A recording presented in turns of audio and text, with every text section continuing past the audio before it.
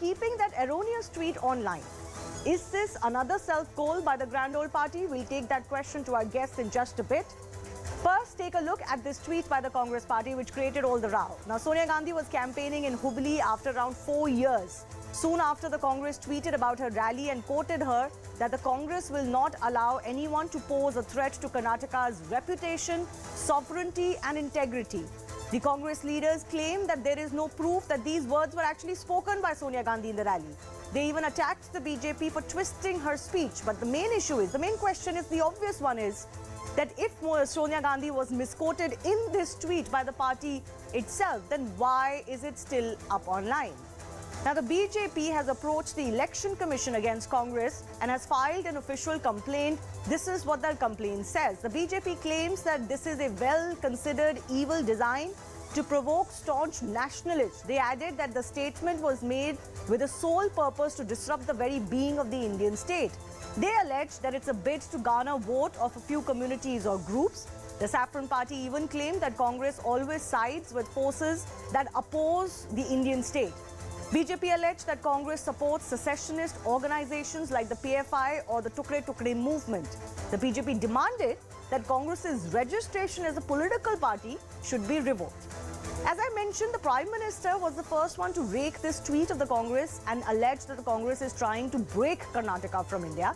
Meanwhile, the Congress has also filed a complaint against this speech and asked the EC to direct the police to register a case. But what did the PM say? Let's listen in.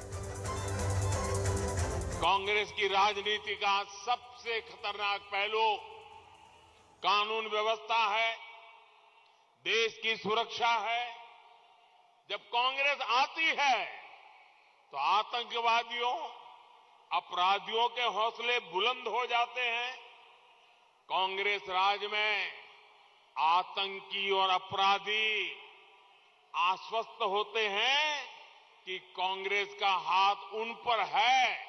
Congress जो कह रही है, इसका मतलब है कि कांग्रेस कर्नाटका को भारत से अलग मानती है। क्या आपको मंजूर है ये बात? आपको मंजूर है? ऐसा कहने वाली कांग्रेस को सजा करोगे नहीं करोगे? कांग्रेस भारत के स्वतंत्रता संग्राम में योगदान देने वाले लाखों कन्नड़ा स्वतंत्रता सेनानियों का अपमान कर रही है। कांग्रेस करोड़ों कन्नडिगा की देशभक्ति का अपमान कर रही है। खुले तौर पर भारत में राजनीति को प्रभावित करने के लिए विदेशी शक्तियों को दखल देने के लिए उकसाते हैं। ये लोग कैसे गुप्त रूप से भारत को पसंद न करने वाले विदेशी डिप्लोमेट के साथ सीक्रेटली मिलते हैं। So, just ahead of polling in Karnataka, there's this sovereignty row now. What was the need to even talk about Karnataka's sovereignty? It's really not an election issue. It shouldn't be an election issue. So, is this another self-goal by the Congress party? We take that in our debate up next.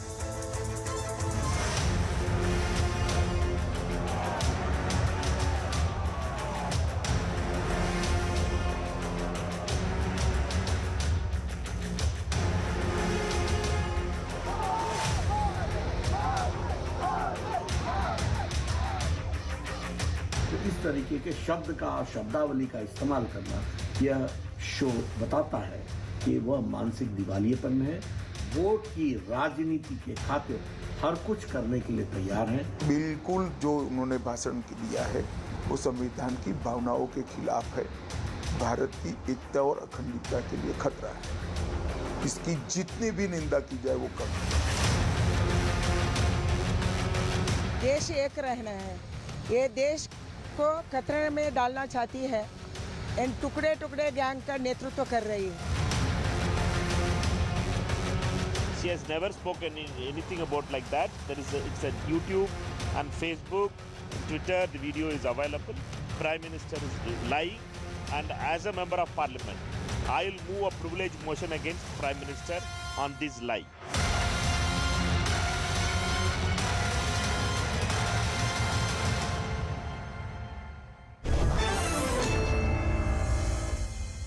Let's go across to the guests joining us. Guru Prakash Paswan of the BJP, Swati S. Malik of the Congress Party joining us. I'm also joined by senior journalist B.S. Arun, who's tracking Karnataka elections very closely. Swati, I'm beginning with you. Not quite understanding what's going on in the Congress Party. They say that Sonia Gandhi never said this, and we did scan the speech. She hasn't quite said this.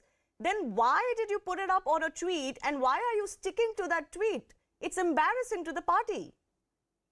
Shivani, what is more shocking than the Congress sticking to the tweet right now is the fact that the Prime Minister of the country makes a tweet of an opposition party the basis of his entire speech. That is what is more shocking. What is more shocking is that nobody, like thankfully, said that you have gone through the speech and she's not said this word. Yet, all those political leaders, all those people criticizing Mrs. Gandhi for this statement, they've not even heard her. They've not even read, they've not even gone through the speech, which is very well available on Facebook, YouTube, everywhere. So why is the Prime Minister still creating the basis of his speech? But why did you tweet about it? If the tweet is erroneous, why is it still up? That's the first question that will come to your mind. Then yes, other leaders can retract their statement. But you're the one who put it in the public domain in the first place, quoting Sonia Gandhi, projecting that this was a quote. Absolutely, you're absolutely right. There's no denying the fact that this tweet is there. We're not denying that. But please understand what is more important. Would we not want to hear what our actual, erstwhile president has said? Or will we go to I'm not really concerned about what my Twitter handle says. No, I will go with what my Swati, leader that's a very important medium of communication in today's day and age. A lot of public would take that tweet at face value. They might not go through Sonia Gandhi's full speech. Shivani, are we saying that the Prime Minister has also only taken that tweet on the face value and not gone through her speech before? Are you saying that Congress's Twitter handle cannot be taken at face value? Well, I'm not saying that. I'm not saying that, but that can't be the only source, medium of communication. We also have to listen to what people are saying. Fair enough, but I'm just a little flabbergasted why the Congress has not chosen to delete this. Has this become an ego issue for you? It's not an ego issue at all. Please understand that. This is just, again, it's one tweet. That's all, right? But if it's erroneous, you must delete it. If you're accepting that it's erroneous, you must set those standards. And this is about your own former president. Then how will anyone trust that if you tweet something erroneous about somebody else, you're going to delete it? That's what, that's the honorable thing to do. You listen to me, Shivani. All I'm saying is that this is not the first time that, this sort of a diversion is being created. You and I having this debate over a tweet of the Congress party, instead of talking about the 40% commission government, instead of actually talking about actual issues which we should be debating. We've discussed actual issues too. I have a report coming up from Karnataka when I was traveling there from the public's mouth. So let's not really say that one precludes the other. But let me go across to Guru Prakash. I'm not precluding the other. All I'm saying is that such issues should not be given, such national airtime. That's all. Okay, but the reason why we're discussing it, because this is a very important election campaigning period, which ends just about now. And this has given ammunition to the BJP. If you realize that there's a faux pas committed, why not delete it? But let me take your fundamental proposition to Guru Prakash, that ultimately it's not that difficult to find out whether Sonia Gandhi really said it or not. Why are you going hammer and tongs when the Congress has clarified that this was never part of her speech? Shivani, a very warm good evening to you and my fellow panelists. For the benefit of your viewers, Shivani, I would just take half a second.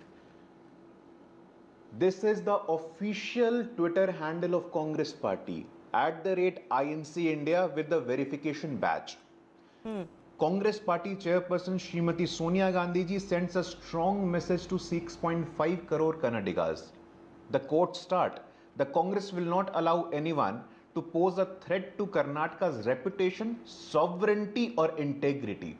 The key words being sovereignty and integrity.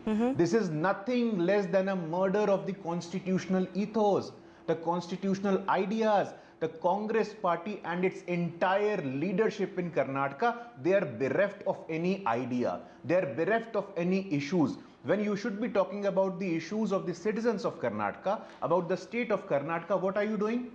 First, you abused and insulted the Honorable Prime Minister, again a constitutional authority. Second, you insulted Bajrang Bali and the Hindus of Karnataka and the Hindus across the country. Third, you murdered the constitutional ethos and how dare you question the wisdom and vision of the makers of the Constitution of India? This is absolutely unacceptable. Section 29 of Representation of People's Act, Section 29 of RPA, it clearly states that any political party will uphold the unity and integrity of India. Yes, so they're only talking unity about the and same. integrity of No, India, let's be fair. and not, Shivani, let me complete. Shivani, 10 seconds, please. The Section 29 of RPA is clearly talking about unity and integrity of India, not unity and integrity of Bihar, unity and integrity of Uttar Pradesh or Karnataka. Madam Sonia Gandhi, the Congress party must remove the tweet and issue the clarification. We have requested the Election Commission of India to take strict action. This cannot be tolerated, this cannot be accepted at any level. And still the Congress party has the audacity. Look at them, they have the audacity to say that we have not said it. Madam, this is your official Twitter handle. This is the Congress verified handle, not some random troll handle. And the Swati will respond to you, but she's saying the speech doesn't have it. Shivani. So what if somebody made an error in a tweet? The substance is in the speech.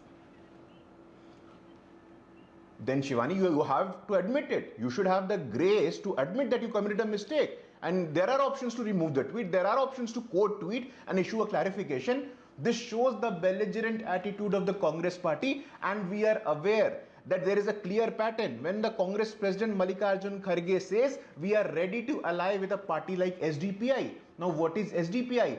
SDPI is an extremist organization. It is an observation of the High Court, not Bharatiya Janata Party. You are ready to go to any extreme to take political advantage. Okay. You pose a threat. There is clear-cut understanding between the Congress party and the Tukde-Tukde gang like the PFI and the SDPI. The Congress party must issue clarification and apologize to the people of Karnataka, apologize to the people of India. Yeah, I'm not quite sure why the word sovereignty has to be discussed while discussing Karnataka. Not that the sovereignty of Karnataka as a state, as a part of India is in any danger. B.S. Arun, I'm coming to you. Is this odd, what has just transpired? The fact that the Congress tweets this, misquoting their own former president, then refuses to delete that tweet while denying that she said anything of this sort? Absolutely. I fail to understand why Congress commits harakiri again and again and scores self-goals. You know, it has been over the last more than a week, you know, committing these things day in and day out. This is the fourth time that it is doing so. As a national party, I think it has sort of given that leeway or given that advantage to the BJP. I mean, voluntarily, it has. Yeah. It's not that BJP sort of wrested these things from it, but it's BJP was only reacting to these harakiris committed by the Congress. But having said this, I would also like to point out that people in Karnataka know that this is not a national election and that it is a state election. Number one. Number two, issues that are communal in nature need not amplify and impress or impact on the voters. The voters will, like in 1985, will vote for the state issues rather than the national issues, be that whatever it may be, like maybe sovereignty or any other issue. But Karnataka's, I mean, I'm just saying that this is so frivolous because Karnataka's sovereignty is not in any danger. And we don't talk of the term sovereignty when we talk about any of the Indian states. But, you don't sense that this could become about Kannadiga pride as well, that the BJP could play that card? Well, I don't think so, especially because the campaign has ended and it's only one day left, for the polling to take place. So I don't think, this will resonance among the voters, and there is no time, and in door-to-door campaign we don't speak of these issues. It's basically to impress upon the voters about the issues on the ground, and not issues which are national in nature. Yes, so this may be a social media storm, and this may be talked about, maybe not in a door-to-door campaign, but B.S. Arun, you mentioned something very important, which is time. On that note, I want to bring back Swati, because Swati, the other question I have in mind is that the BJP has filed a complaint with the EC. The fact that you keep this tweet up is actually ammunition in the hands of the complainant, because this is proof that you spread this message through your social media. And in today's day and age, social media is as much a medium of campaigning as anything else. Shivani, there's a complaint with the EC.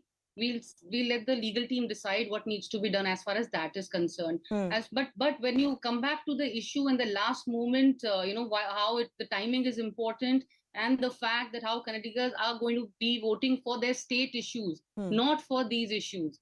Please understand, when the first speech, as it is, Karnataka BJP had given up. That's why they got Mr. Narendra Modi to campaign out there. And you've seen him holding various rallies, Shivani. First speech, he talked about how many times he's been abused.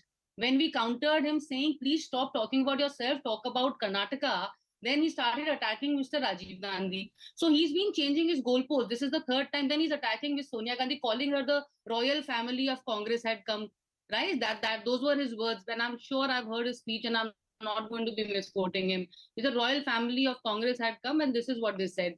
Right? So he is the one this shows the nervousness. He has no answers. We've been asking direct questions in the parliament. He's not answering those. We are asking direct questions in our speeches. He's not answering those. He has nothing to say, nothing to answer about the 40% commission government. Okay. Not a single word even explaining even if it is a political campaign being created by the opposition. Did he take a moment to even explain the 40% commission issue? No. Has he talked about unemployment? No. He's not talked about the issues being faced by the youth in Karnataka. Okay. Not at all. Okay. All he harps upon is attacking the opposition, while he's the one who's been ruling there. It's BJP ruling Karnataka for the last 5 years. He should be counting his accomplishments. Well, not for the last 5 years, but for the last 3.5 years.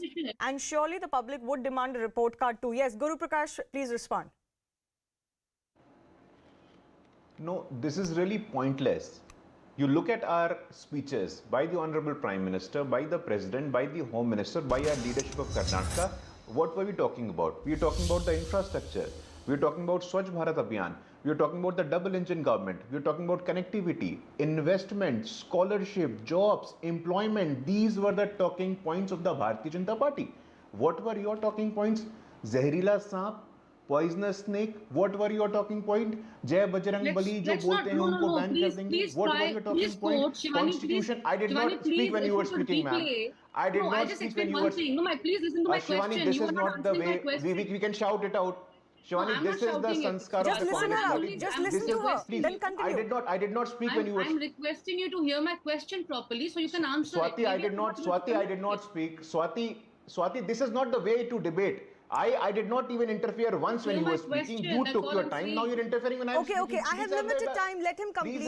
I think what she's trying to establish is that she's saying that you don't respond to the questions that have emerged during your tenure in Karnataka. Guru, please. Shivani, thank you so much, and I expect there would be no interference. Please go ahead. We are talking about infrastructure. We are talking about issues, job, Swachh Bharat, connectivity, development, opportunities, entrepreneurship. What is the Congress Party talking about? Congress Party is talking about murdering the constitutional ethos of the country. They're murdering the vision and the makers of the Constitution of India, like Baba Saheb Ambedkar. You are questioning their wisdom by saying that the sovereignty of Karnataka is different from the sovereignty of India. How dare you? I challenge you. There is absolutely no constitutional foundation to your argument. You are there to communalize the elections in Karnataka. जो जय बजरंग बली बोलते हैं, आपको उनसे दिक्कत है. Honorable Prime Minister who comes from a humble background and extremely backward caste, आपको उनसे दिक्कत है. Poisonous snake, how dare you, madam? There is a political discourse. Let us have some mature political conversation. Okay. Let us speak about the issues of Karnataka. Let us speak about the 6.5 crore people of Karnataka. But you are not talking about them. You are creating a diversion. You are creating a communally charged atmosphere by doing this. Okay. Absolutely unacceptable, and you must apologize. Come the May 10th, come the May 13th, and you will face the music in Karnataka. Be ready for that. We will see. I thank all of our guests for joining us. Clearly, somebody has made a grave error, but not correcting that error. What does that say? That's the fundamental case as far as the story is concerned.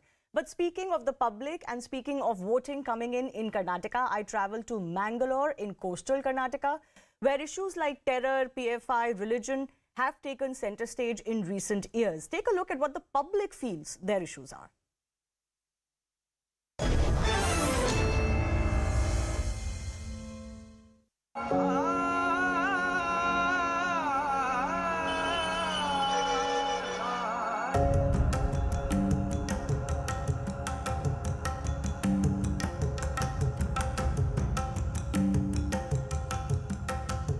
Mangalore is known for a lot of things, certainly for its beaches, its swaying palm trees, but it's also known for its educational institutions.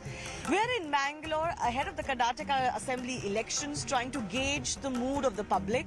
These are going to be extremely hard-fought elections. So let's listen in from the public, especially the young in Mangalore, on what they think.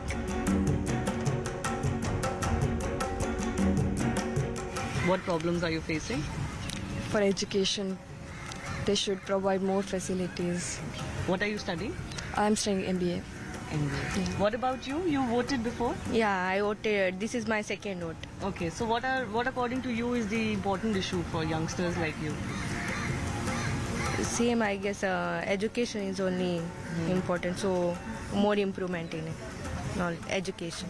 I think one of the main issue is private buses, and traffic is increasing in Mangalore as well, just like a Bangalore. I haven't seen this much of traffic in recent year. I was in Mangalore for 4 years, then I left it for 2 years, and then suddenly I came back and I realized, wow, Mangalore is starting like a Bangalore. What do you think are the important issues for people in Mangalore? Mangalore, I guess basically currently it's the traffic, lot of traffic, and currently from today there is no water in Mangalore. So there are lots of issues currently, traffic, and during the COVID time many problems were happened. I guess most of the political parties were not active in those times. It's the story of virtually every election in India. There are always some emotional issues. There is the national picture, the big picture for the state as well. But fundamentally what matters to the public are their day-to-day issues, the livability factor. They want politicians to come to power and change and better the way they live their ordinary day-to-day lives. And that certainly is the feeling one gets when speaks to the residents of Mangalore. A lot of young population here. They want growth opportunities, they want job opportunities, and they also want safety and security, stability from their government.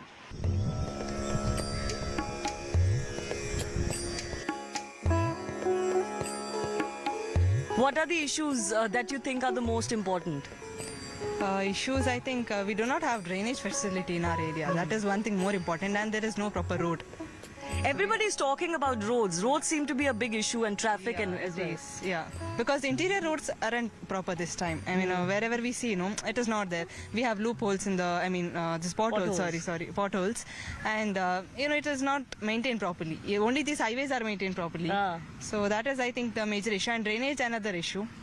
And even this during the rain, it gets flooded everywhere. Religion doesn't matter for me. The other things, what they do for our area, that's more important. So recently there was this cooker blast that happened in Mangalore. Was that something you read about and heard about? Was that something that shocked you in any way? Yes, exactly. Because that was the first time I think I have heard something cooker blast and all.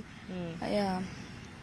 Other than that, what are the issues that matter to you? Is it roads and drainage as well, like a lot of other people? Thankfully, we haven't faced anything like roads and all. It's okay, like we can travel.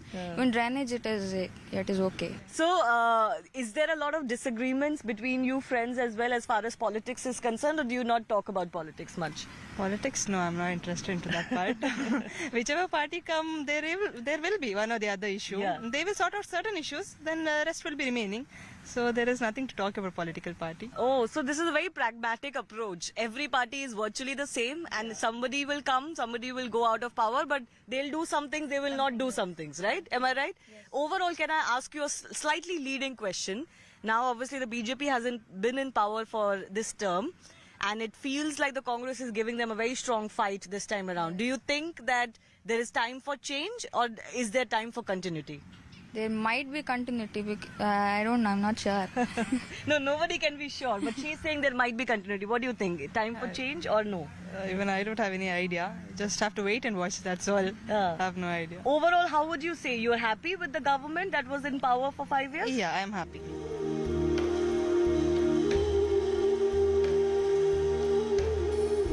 Can I ask you, the elections are coming up. What is your general sense of, how the last government has done? Are you happy, not happy? If you're not happy, about what issues are you not happy? As a professor, I think I shouldn't be making any statements directly. But then, yes, each government has their own, pros and cons. Yeah. And the major thing, what bothered me is the price issue. Okay. The price issue was a major thing. But then, certain projects were completed. That was there. Price issue is a major concern for me. Well, the main is stability. Okay. And then how best they can take our state to the next level. Other things, we need stability, like clean beach or clean city. Everything should be done. One thing which is lacking, I am coming from industry background. So one of the things which is really lacking is the industry. Okay, we have Rotarians in KCCI. One of the president of KCCI is our Rotarian. So we are all trying to promote better industry atmosphere here in Mangalore, so that more jobs can be created for this. The elected people have to think about the people who voted for them. I mean, I think that's not been happening, definitely. I mean, let's look at the assets that the MLAs and MPs have multiplied in the last 5 years. Yeah. And in between, we had 2.5, 3 years of Corona, where I think most of us have lost assets.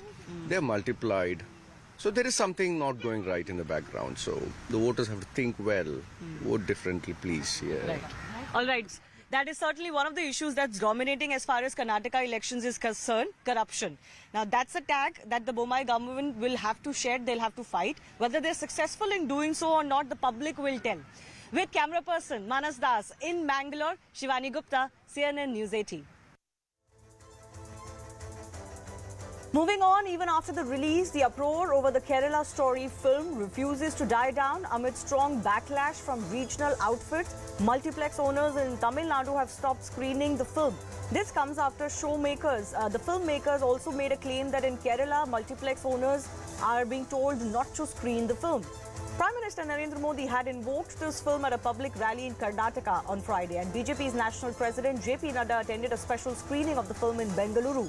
Meanwhile, the opposition has sought a ban on the movie, citing propaganda and claiming the movie shows Kerala in a bad light. Earlier, filmmakers changed their claim of the story being about 32,000 women from India to 3.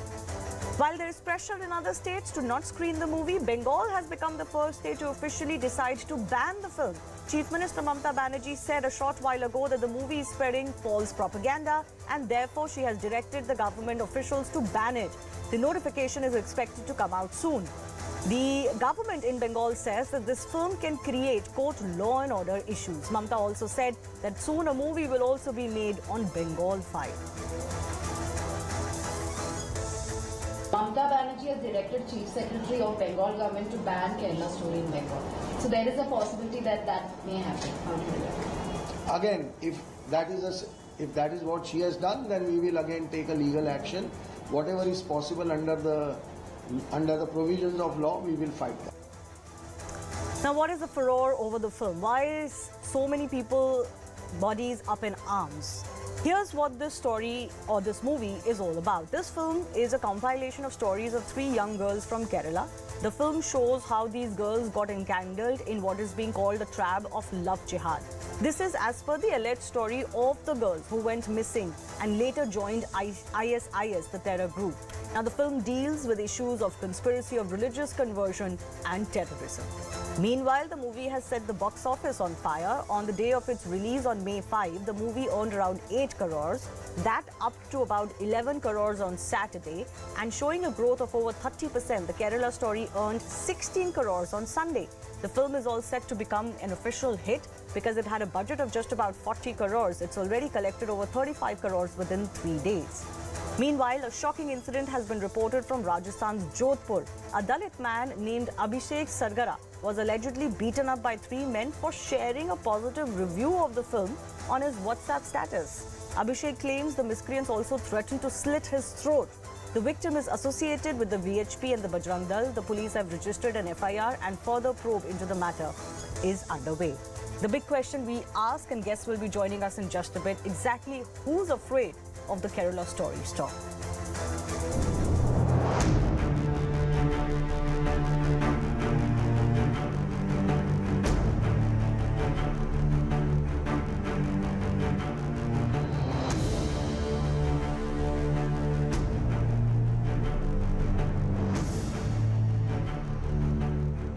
A new kind of terrorism is taking place and it is being developed where there is no sound, but it is a very poisonous and very detrimental and very dangerous type of terrorism which is going on, which has been rightly portrayed in the Kerala story. कुछ सत्ता में नहीं थे तब तो कुछ और कहते थे, लेकिन अब इसको झूठा बताने का काम करते हैं। सच्चाई को ना आप कोर्ट जाकर रोक पाएंगे, ना आप इस फिल्म को झूठ बताकर रोक पाएंगे।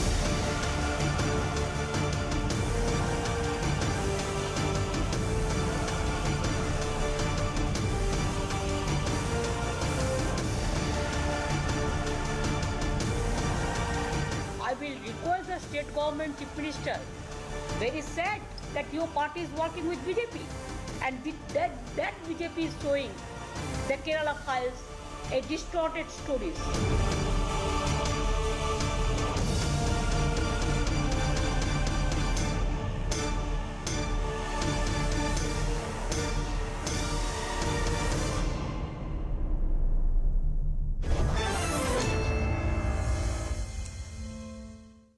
Going across to the guest joining us, Madhuvanti is actor and BJP Tamil Nadu leader. Nasiruddin is actor. Manojit Mandal is TMC supporter. Manojit, why don't I begin with you? What message does it send when state governments start banning films? I know the government is saying that there could be a law and order situation, but is that not the state's responsibility? Surely, as a votary of freedom of speech and expression, you don't believe that movies should be banned? A votary of freedom of free speech and expression cannot be used as a propaganda for a particular political dispensation or to spread hate among the people of Bengal who are living peacefully for years. This particular film, as I could gather from the sources, I have not watched the film, but it is amply clear on the face of it and the kind of propaganda that has been going on for the last 5-6 days, ever since the release of this particular film, that this is particularly aimed at targeting a particular community and the Muslims, and that is also on the basis of distorted storylines.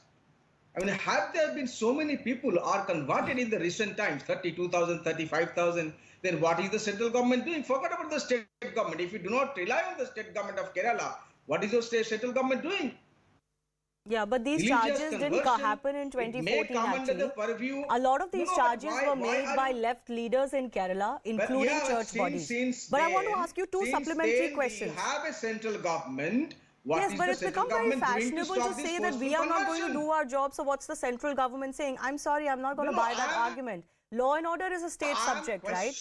You talked about how people are living in peace in West Bengal. Mind I just remind you, just a month ago there was widespread violence in Bengal on Ram Navami.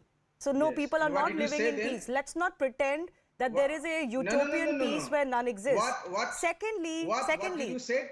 I'm saying secondly, you talked about the fact that there is propaganda in this movie. I want to understand, this movie is about what transpired in Kerala, right? And those facts were reported. Whether this movie is showing that or not, let the filmmakers talk about it. But why ban it in West Bengal?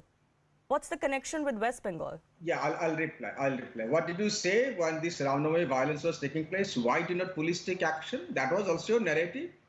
Right? Yeah, obviously the police has to take action. Yes, in anticipation of law and That's order not narrative. That's a question that any state government will get. Why are you calling it a narrative? Why are you so worried? I mean, let me answer the question. No, I'm just correcting you. It's not a narrative to ask the state government. One second, Manojit. It's not narrative to ask the state government. Yes. Why did the police not do better if violence breaks out in that state? State is in control of the law and order issues.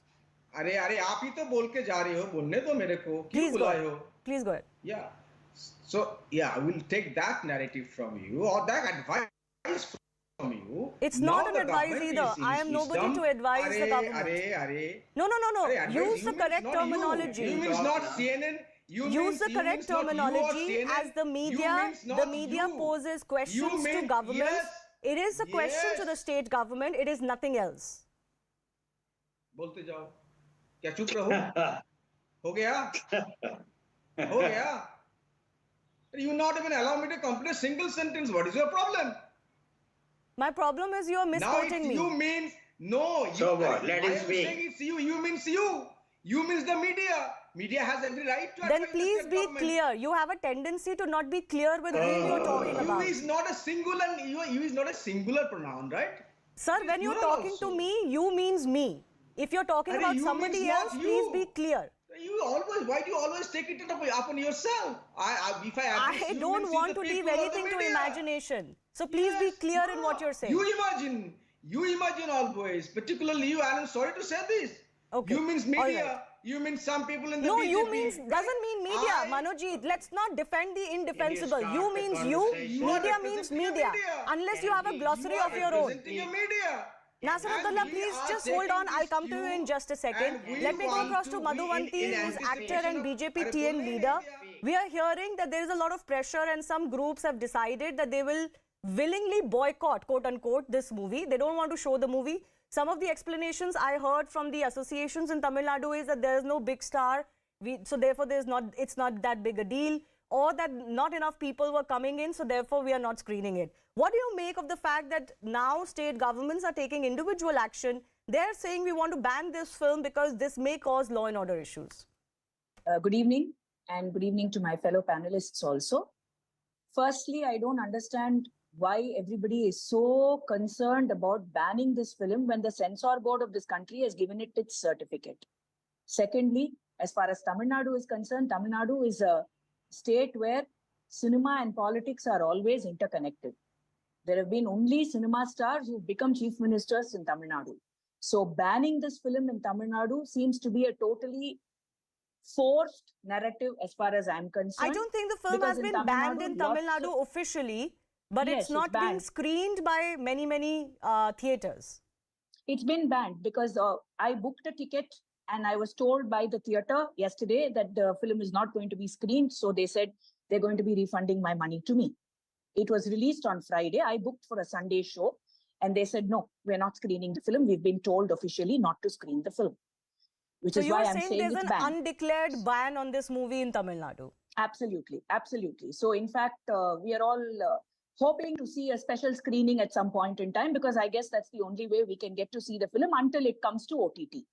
My point is, this is a film against terror, terrorism, and radicalization in the name of religion.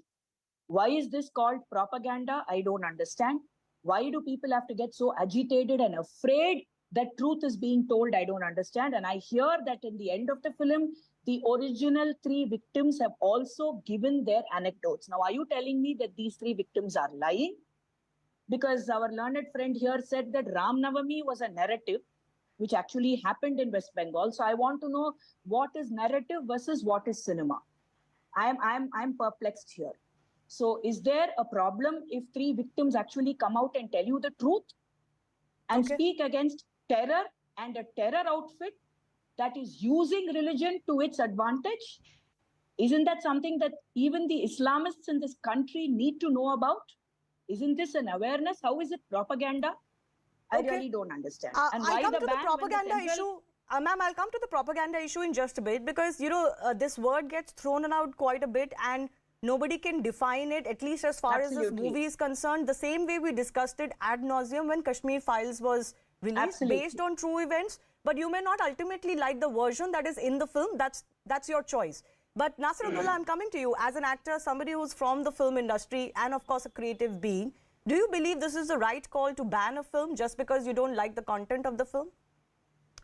Absolutely not. This is the 4th time I'm having to say it on your, on your TV channel, etc.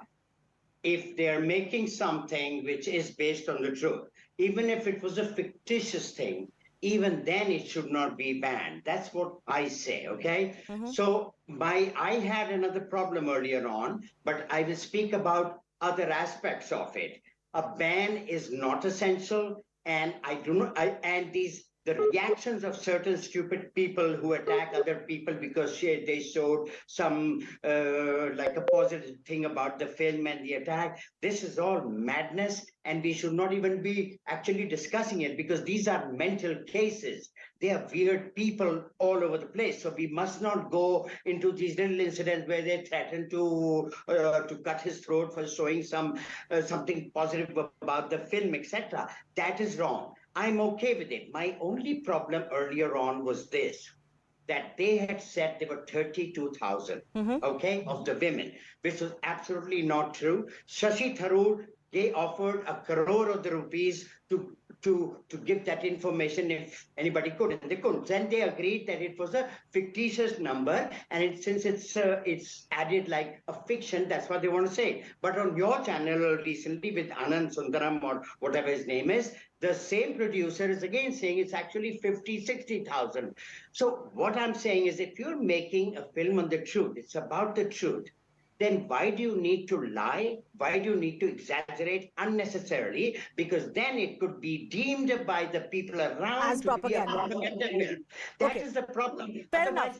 Can I just add a couple of things for the benefit of our viewers? The film trailer talked about 32,000 women who have been trapped by the ISIS, like the stories that are being talked about. They didn't quite clarify if they mean 32,000 from India, Kerala, or globally. So what has happened is now. Yeah, no, one second. What has happened is in court when this movie's case was being heard, the filmmakers decided that they're not going to quote that 32,000 number anymore. The trailer is going to be changed.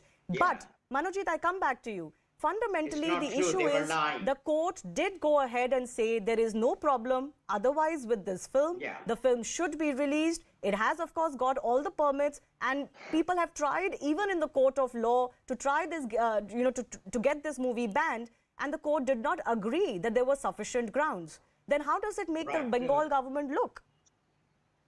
If the Bengal government continues to ban, goes ahead with the plan, then the people will go to the court. But the government, in its full wisdom, has every right, in anticipation of law and order situation, every right to take preventive action. That is part of the law. That is part of the CRPC. The government has got that right. Government is merely exercising that right.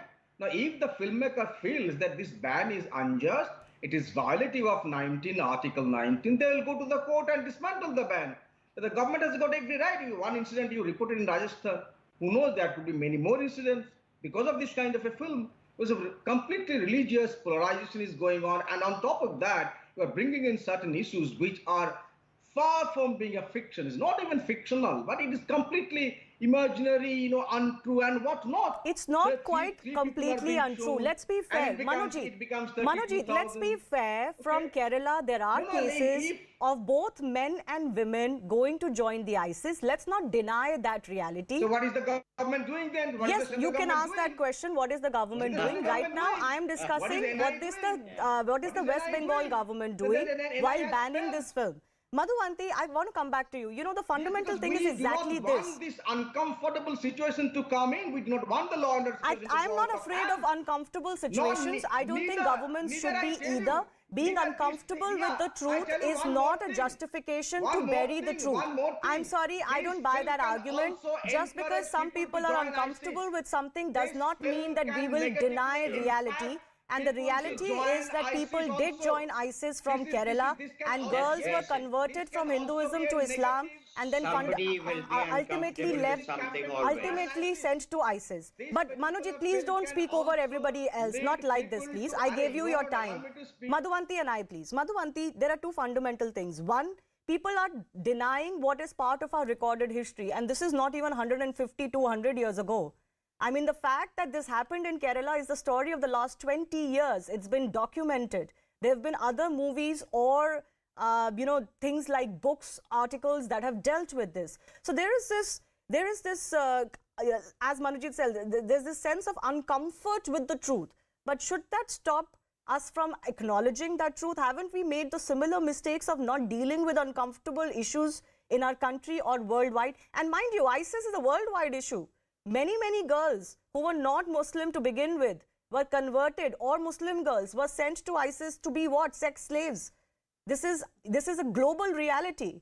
And the second issue is that, one is the denial that this existed. The second is the politicization of this issue as well. My only point is, ma'am, that whether I don't want to argue about the 32,000, my point is, even if there are 30 women whose stories need to be told, the filmmaker has every right to tell the story.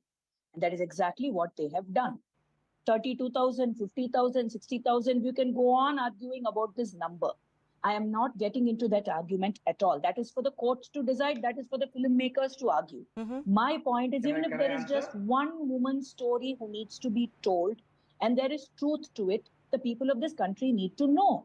And this has got nothing to do with religion. In fact, in this trailer, I noticed that there were some Christian girls also who were made to join this. And this is all about radicalization in the name of religion and about a terror outfit that is ruining the state and the mind of girls worldwide, like you rightly said. Manojit, I'll come back to you. 1 second. I have a follow-up question. I have a follow-up question. What I don't understand is also the hypocrisy. You recently, just recently, and Nasir can also join in, had this whole controversy over Bhagwa bikini in a movie, right? And all of those people who were raising their sentimental religious issues were called many names. Absolutely. And it was argued that no film or song should be cut just because there are sentimental or religious issues involved. Now, you turn the tables when this is about it. When this is about, let's say, another religion or sentiments. Is this fair that we keep having this? Ma'am, Can I also ask Madhuvanti, then Nasir, Manojit, you come in. Yes, Madhuvanti. Ma'am, can I also ask Mr. Manojit? He comes from West Bengal, where Kali Mata is the deity worshipped, right? There was a poster with her smoking a beedi. I really want to know what Manojit ji said at that point in time. Can I answer? Yes, Manojit, go ahead. I think, everything I and my party said, I think are in the public domain. You can get it and watch it. I tell you, what do you do with BBC story, the Modi story? Why did you not allow it to screen? It was also apparently the Modi story is the same as the Kerala story. Wow. What is your problem? Why did you ban it unofficially? Amazing, huh? It was also banned in India. Why did you ban it?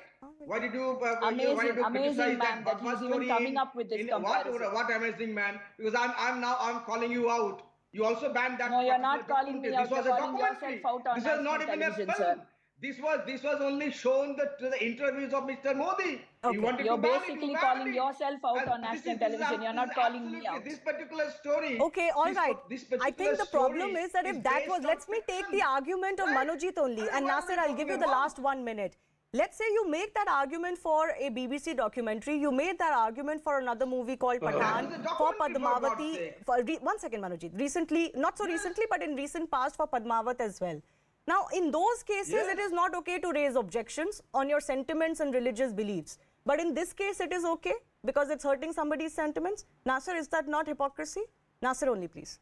Yeah, I don't want to go there. I don't want to talk about hypocrisy. What I'm having a problem right now is that I'm a bit disappointed with you as a lady anchor and the other lady who's also saying it doesn't matter whether it's 3 or 5 or I didn't say that. 48. I know. Okay, the other lady. But you don't seem to be concerned. This is incredible. I clarified the position on the number. I know. 31,997 women extra who have gone missing, disappeared, probably raped and dead or buried alive, and you don't care. And the police doesn't know, nobody knows anything. And the producers are constantly dilly-dallying about, oh, this was this, we had a court order. That's a lot of rubbish.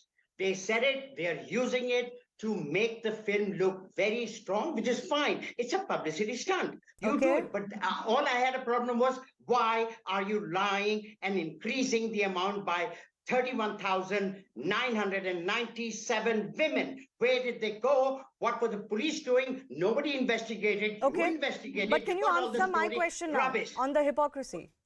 I don't know what hypocrisy. It happens all the time. A film was made actually Padosan, in which Mahmood played a Malayali or a Tamilian a priest. It did incredibly well with Saira Banu, 1971 or 2. But the Tamil people freaked out and there were riots and they closed down the movie theaters apparently. They got very upset because what it year was an was that? invitation. That's what happened.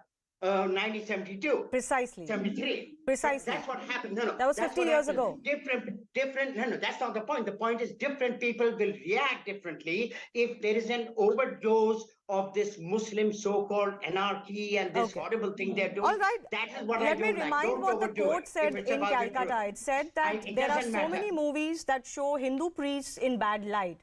Why has nobody objected that in the past? And is it okay? My fundamental question is it okay when it's about one religion and not okay when it's about another, even if it is based on real events? I leave it at that. I do thank our guests for joining us. We slip into a very short break. On the other side, we'll get you another good discovery of lithium reserves, this time in Rajasthan, following the earlier discovery in Jammu and Kashmir. We'll tell you why this could be key for India. Stay tuned.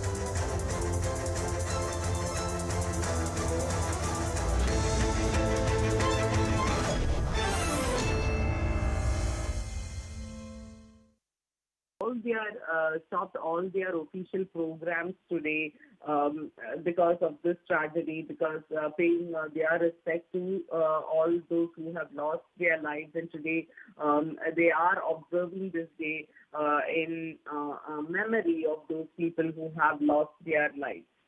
Also, Neetu, as per reports, the boat was plying beyond the official deadline of 5 p.m. when it sank around 7 p.m. yesterday. So, who is likely to be held accountable for this? Definitely, the boat owner will be held accountable for this, because this mistake or this has cost life for so many people. So the official time, well beyond that, they were going. This happened around 7:30 p.m. and this was the last service, is what we were told. But even then, it was going well beyond the time that has been given. And as I said, that definitely was a major issue in the rescue operations also. They were having the problem with the light initially when they reached there. So that has hampered the rescue operations also. The boat owner will definitely be booked for this, is what we are understanding. Some big breaking news that's coming in from the state of Kerala, where at least 22 people have drowned after a houseboat carrying around 40 passengers capsized at the Tannur area of Kerala's Malappuram on Sunday evening.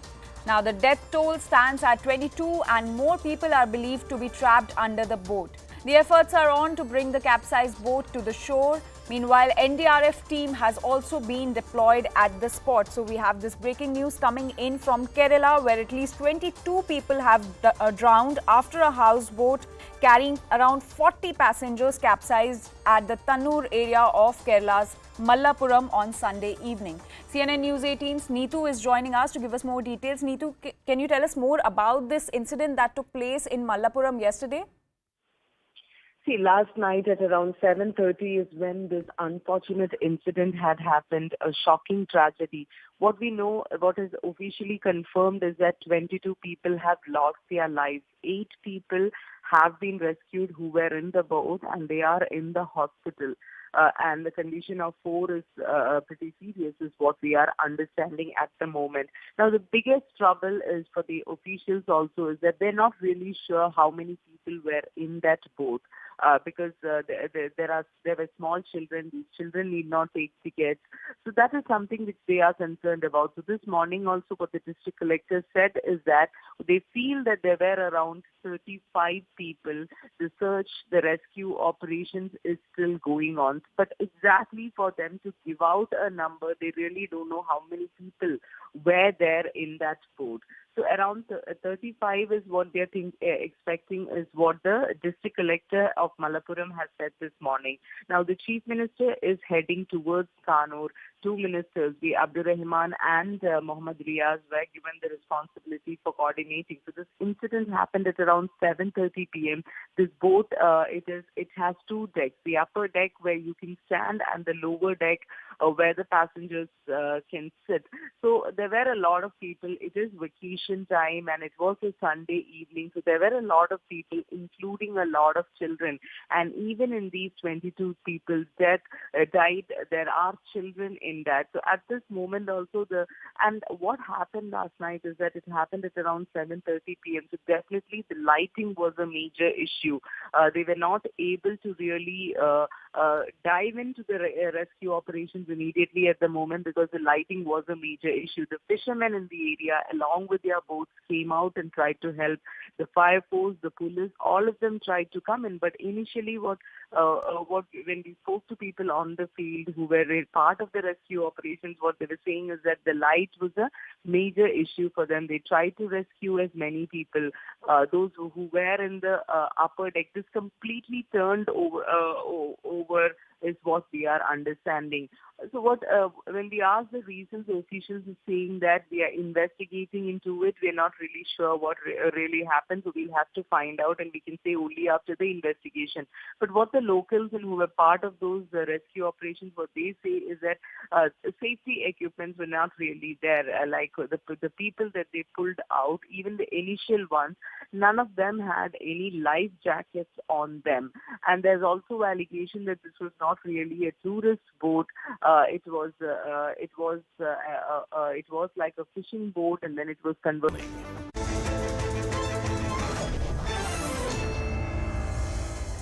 After Jammu and Kashmir, lithium reserves have been found in Rajasthan's Degana. According to mining officials, the reserves here are said to be even higher than the ones recently found in J&K. Remember, those reserves that were found were for the first time in India, such a large reserve found in February. The Geological Survey of India had said that the newfound location in Raisi district had 5.9 million tons of lithium reserve. If officials are to be believed, then reserves in Rajasthan are even higher.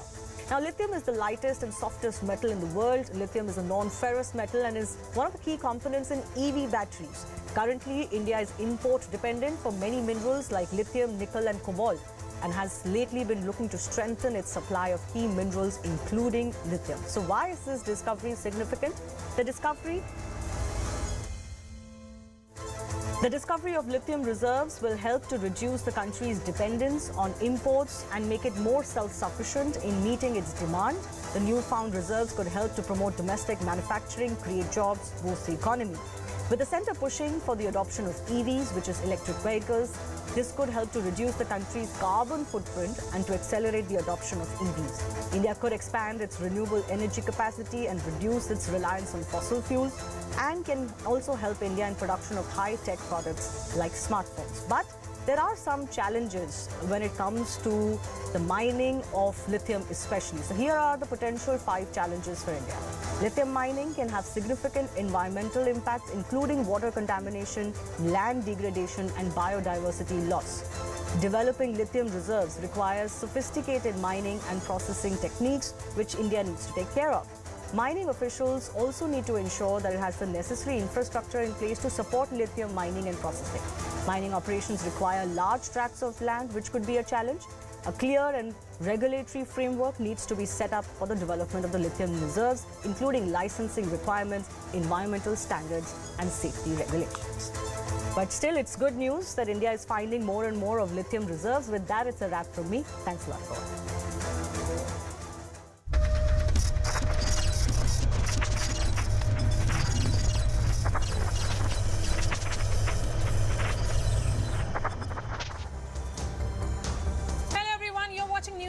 With me, Maria Shakil. The uproar over the Kerala story refuses to die down.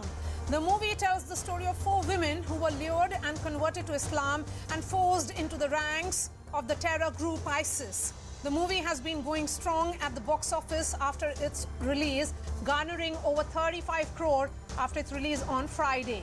But amidst the strong backlash from the left and the Congress, when the movie's trailer was floated, the West Bengal government has decided to ban the movie, calling it a distorted story. The opposition has called it a propaganda film aimed to defame Kerala, expressing anger over the film's claim that 32,000 Kerala women were converted, radicalized and trafficked to the ISIS terror group. Even in Tamil Nadu, the Association of Multiplex Owners have stopped screening the controversial movie. But the BJP has thrown its weight behind the film. Prime Minister Narendra Modi invoked the movie on the campaign trail in Karnataka, and BJP's National President JP Nadda attended a special screening of the Kerala story organized in Bengaluru.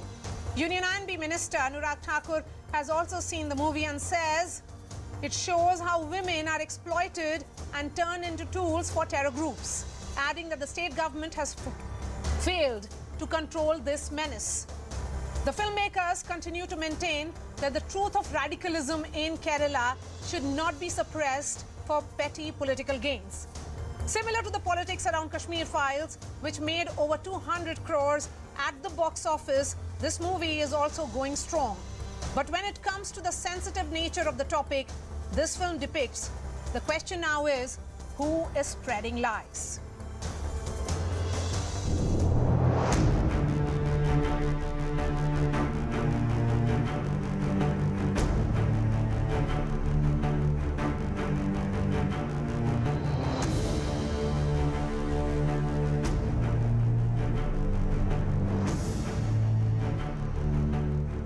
A new kind of terrorism is taking place and it is being developed where there is no sound, but it is a very poisonous and very detrimental and very dangerous type of terrorism which is going on, which has been rightly portrayed in the Kerala story. Whenever a movie doesn't have attraction, theatre owners immediately change the movie. I don't think there is any need to do any politics on this. I will request the state government chief minister, very sad that your party is working with BJP, and with that BJP is showing the Kerala Files a distorted stories. Is she trying to take away the right of the people to know the truth behind the recruitment of girl child for the organizations like IS or the other world terrorist outfits? If that is what she has done, then we will again take a legal action. Whatever is possible under the provisions of law, we will fight.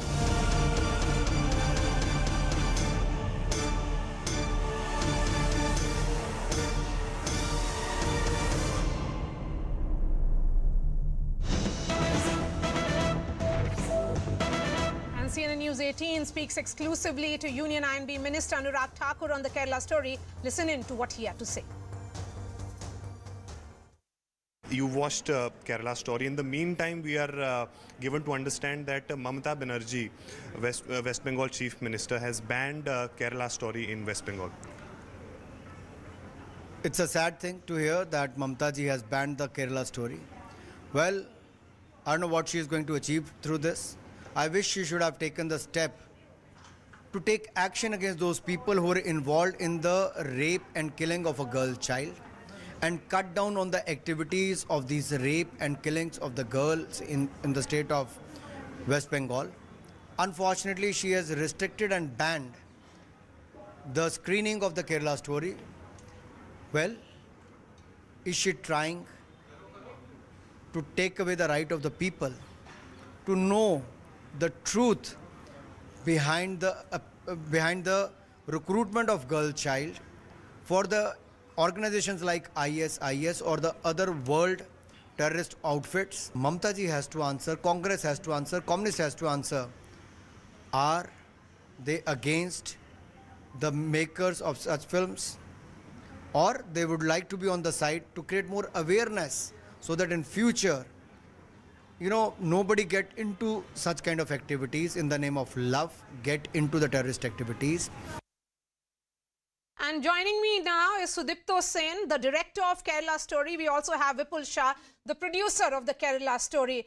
Vipul, your first reaction on the decision that has been taken by Mamata Banerjee government in Bengal. She has said that this is the reason why the government has gone ahead and banned the film is because they want to avoid any incident of hatred and violence and to maintain peace in the state? I am surprised with this reason given because this is the 4th day of the film and lakhs of people have seen the film in Bengal yesterday and on Saturday and even today. The theaters are running house full. People are watching the film in big numbers, coming out and emotionally expressing how much they have loved the film. Nationwide, the film has become a blockbuster. And more than the success on